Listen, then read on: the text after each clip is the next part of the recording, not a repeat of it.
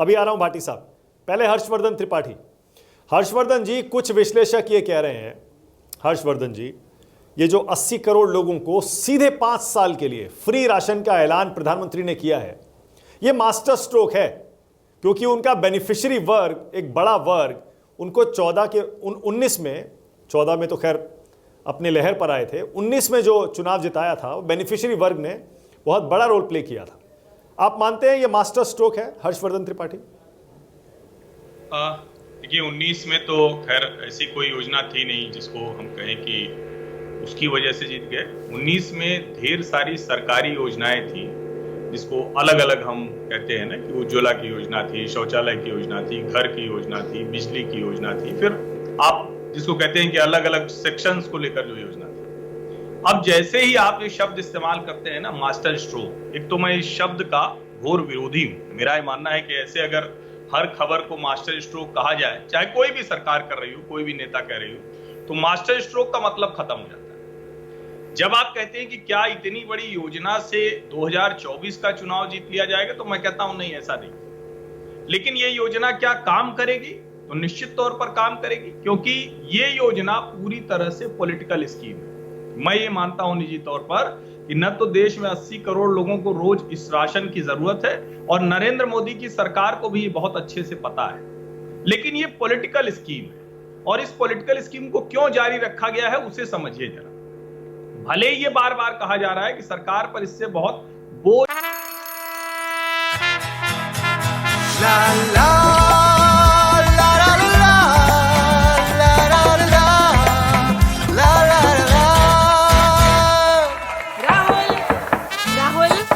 तन के साथ मन को जगाओ वी-गार्ड वाटर हीटर्स के संग। वी-गार्ड पड़ने वाला है।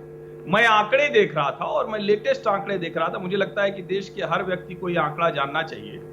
जो 2023 में भारत का कुल अनाज उत्पादन है वो 330.5 मिलियन टन है। ये रिकॉर्ड है। 15 मिलियन टन ज्यादा है 21-22 से। ये जानना जरूरी है। अब जब कहते हैं कि प्रधानमंत्री गरीब कल्याण अन्न योजना बढ़ेगी, इसका मतलब आप समझिए, दरअसल जो भारत के food corporation of India FCI के गोदामों में अनाज अतिरिक्त है, बफर स्टॉक, मतलब जितनी जरूरत है उससे भी 2.5 गुना ज्यादा। और चूंकि गेहूं और चावल, वो आपने खबरें इधर आनी बंद हो गई कि एफसीआई के गोदाम में सड़ गया, रेलवे स्टेशन पर गेहूं चावल रखा था, सड़ गया, उसके बाद उसको चूहे खा गए, इस तरह की रिपोर्ट आनी बंद हो गई। यानी सरकार जो किसानों से एमएसपी पर खरीदती है, वही वो अनाज है जिसको वो इसमें बेच रही है, एक तरह से दे रही है। एक तरह से कहें तो सरकार के दोनों हाथों में लड्डू। एमएसपी पर किसान से ज्यादा खरीद रही है, और प्रधानमंत्री गरीब किसान अन्न योजना में उसको उन लोगों तक पहुंचा दे रही जो शायद उसका कुछ उपयोग कर रहे हैं। मेरा तो यह भी मानना है कि बड़ा वर्ग है जो इस राशन का उपयोग कर रहा है, और इसीलिए मैं इस बात को नहीं मानता हूं कि इस पे कोई बहुत बड़ा खर्च सरकार का आना है। ये है ऑलरेडी सरकार के पास बफर स्टॉक है। और एक चीज और मैं कह दूं, इस देश को बहुत गंभीरता से मैं कह रहा हूं, क्योंकि पॉलिटिकल डिबेट में मैं आज कतई नहीं जाना चाहता हूं, गंभीरता से ये सोचना पड़ेगा कि देश के किसान अनाज कितना उगाएं, कैसे उगाएं, कौन सा उगाएं, जिससे उनको उसकी अच्छी कीमत पड़े, जिससे उसकी कीमत से किसान का बेटा वो बेहतर तरीके से रह सके। क्योंकि सिर्फ एमएसपी पर अगर आप देश के किसानों को रखना चाहते हैं तो उसका हश्र आप देखिए। मानक जी, हम आप तो इसी दिल्ली नोएडा में हैं, हम भी अभी आज सुबह राजस्थान से लौटे हैं। गला चौक हो रहा है, और हम लोग ये चर्चा कर रहे हैं कि पराली जलाने का समाधान नहीं निकाल पा रहे हैं। देश का सबसे समृद्ध किसान कहा जाता है, वही सबसे ज्यादा एमएसपी पे खरीद भी होती है। तो जरा इस नजरिए से भी देखिए, निश्चित तौर पर जिसको फ्री में राशन मिलेगा उसको अच्छा ही लगेगा, और उसकी योजना काम करती है।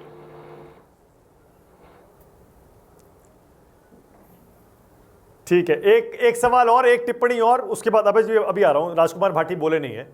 हर्षवर्धन त्रिपाठी, जाति गणना पर अमित शाह का बयान आप कैसे देखते हैं? क्या आखिरकार बीजेपी ने काफी सोच विचार के बाद अपनी चुप्पी तोड़कर एक स्टैंड लिया है क्या जाति गणना पर? क्योंकि हर तरफ से दबाव बढ़ रहा है, 5 राज्यों के चुनाव चल रहे हैं, और लोकसभा चुनाव बिल्कुल सिर पर है। नहीं, ये कह सकते हैं, कोई भी राजनीतिक दल जो घटनाएं हो रही हैं उससे अछूता नहीं रह सकता है। भारतीय जनता पार्टी और कोई भी कितना भी मजबूत नेतृत्व हो, लेकिन अगर कोई घटना चल रही तो उससे अछूता नहीं रह सकता। लेकिन ये कितनी मुश्किल है, जरा इसको सोचिए। बार बार बिहार का उदाहरण दिया जाता है। और मुझे तो बड़ा आश्चर्य है कि टीवी चैनलों को और मानक जी, मैं तो कहूंगा आपको भी आगे किसी दिन डिबेट कीजिए ना, कि जिस दिन बिहार के जाति जनगणना के आंकड़े आए, अब ठीक है जनता दल यूनाइटेड के ही सांसद हैं शायद सुनील कुमार पिंटू या क्या नाम है उनका, उन्होंने ये ऐतराज जताया कि जनगणना के आंकड़े ठीक नहीं। अमित शाह तो भाई विरोधी नेता हैं, वो कह रहे हैं तो चलिए ठीक है, लेकिन ढेर सारी ऐसी अलग अलग जातियों के नेता हैं जिन्होंने कहा कि ये जनगणना ठीक नहीं, हमारे यहां तो आए नहीं, लेकिन उसको हम छोड़ देते हैं। ये हर कोई भी आंकड़ा होगा, सर्वे होगा, उस पर ऐसे सवाल आएंगे। आप मुझे बताइए, और क्या देश के मीडिया को ये बहस नहीं करनी चाहिए कि जब नीतीश कुमार सरकार कह रही है, तेजस्वी यादव की सरकार कह रही है, या जितने लोग जाति जन कह रहे हैं, इससे क्या हासिल करेंगे? इससे भाई पिछड़ी जाति के जो लोग हैं उनका भला करने के लिए योजना चलाएंगे, उनको प्रतिनिधित्व देंगे। तो आखिर क्यों नहीं जो इकोनॉमिक वाला मसला था, आर्थिक आधार पर वो कहां खड़े हैं, उस आंकड़े को बिहार की सरकार ने क्यों ठीक से जारी नहीं किया? देश के हर व्यक्ति को पता होता ना कि आपने बता दिया कि 18% मुसलमान है, 14% यादव है, 2.5% कुर्मी है, इतने सवर्ण है, इतने ब्राह्मण है, इतने राजपूत है, इतने, मतलब जो भी बता दिया आपने, तो आप बताते ना भाई कि ये जो 2.5% वाले थे ये बड़े अमीर हो गए, ये जो पिछड़ी जात के हैं ये वाला हिस्सा ये कमजोर रह गया, इसलिए हम इसको इतना देंगे। नहीं दिया ना, तो दरअसल सबके नियत में खोट है। और यही वजह है कि जाति जनगणना के मसले पर कोई भी पार्टी पूरी तरह से अपना मत, अपना रुख तय नहीं कर पा रही। मुझे जरा बताइए, सवाल पूछा जाना चाहिए कि बिहार की जाति जनगणना के आंकड़े आ गए तो उससे हासिल क्या हुआ, और कर्नाटक और छत्तीसगढ़ ने आज तक आंकड़े क्यों नहीं बताए?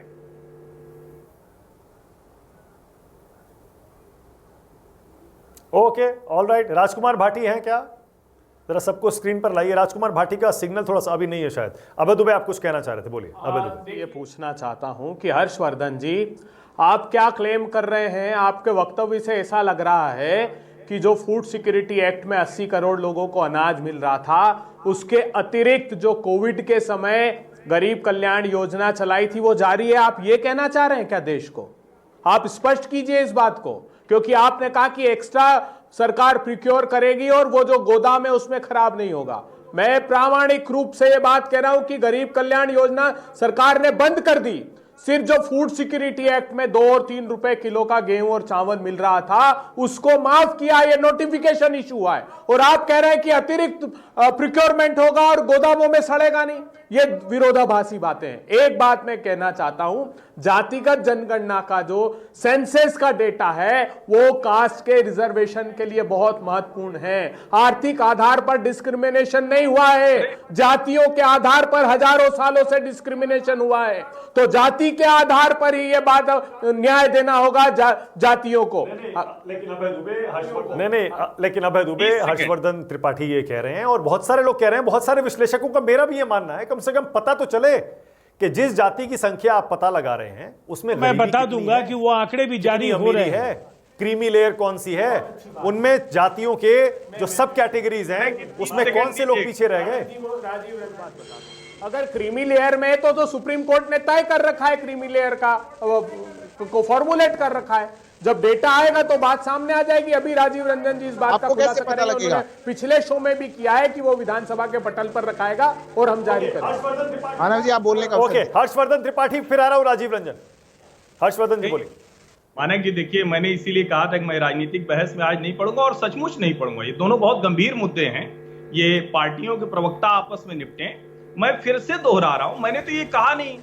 अभय दुबे जी चूंकि जितना वो पढ़ कर आए थे, जितना उनको बोलना था वही दोहराया उन्होंने। मैंने ये थोड़ी ना कहा कि अतिरिक्त खरीद के उसको करें। पहले सुनिए ध्यान से मैंने क्या कहा।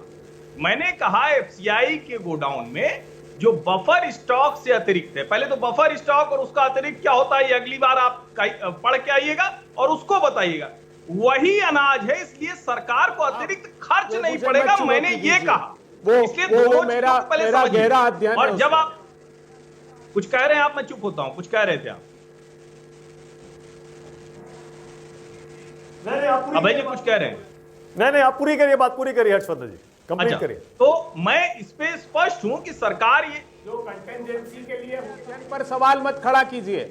देश को आपने स्वीकार लिया कि गरीब कल्याण बंद कर दिया, आपका साधुवाद, क्योंकि देश के भारतीय जनता पार्टी ये मैसेज दे रही थी कि गरीब कल्याण योजना प्रधानमंत्री जारी रख सकते। मैं आज पॉलिटिकल पार्टी से बात नहीं करूंगा। इस देश में पॉलिटिकल पार्टी ने इतने महत्वपूर्ण मुद्दों पर राजनीति करके बहुत गड़बड़ की है। और ये मुद्दा पूरी तरह से कोई इस पे सलीके की बात नहीं कर रहा है। मैं आज आपसे कोई डिबेट नहीं करने आया हूं। मानक जी जो सवाल पूछ रहे हैं उसका जवाब दे रहा हूं, दर्शक सुन रहे हैं। और दर्शकों को मैं कहूंगा कि मैं जो कह रहा हूं इसको जरा अच्छे से खोज के पढ़िए, और जो नेताजी लोग कह रहे हैं उसको भी खोज के पढ़िए। ये सब गड़बड़ बोल रहे हैं, कोई सलीके की बात नहीं कर रहा। और ये गरीब कल्याण अन्न योजना ही बढ़ी है, और इसमें चूंकि सरकार के पास वो है, उस अनाज के लिए उसे बहुत अतिरिक्त नहीं खोजना। और दूसरा, जब हम कहते हैं कि जातीय आधार पर तो बंद कर दी मैं भी सरकार ने। क्या कह रहे हैं? बंद कर दी वो योजना। ये जो फूड आपके कहने से मैं नहीं मानूंगा, वही जारी है, उसके 2-3 रुपए वो माफ कर दिए। मोदी जी ने कहा कि 2-3 रुपए मतलब 15 रुपए महीना एक व्यक्ति को राहत दी है, और 400 का गैस का सिलेंडर 1000 करके छीन लिया, 60-70 रुपए का पेट्रोल डीजल 100 रुपए पार करके छीन लिया, दाल और तेल 60 और 70 रुपए की 200 रुपए पार करके 10,000 रुपए महीना छीन लिया, और 15 रुपए महीना दे रहे हैं।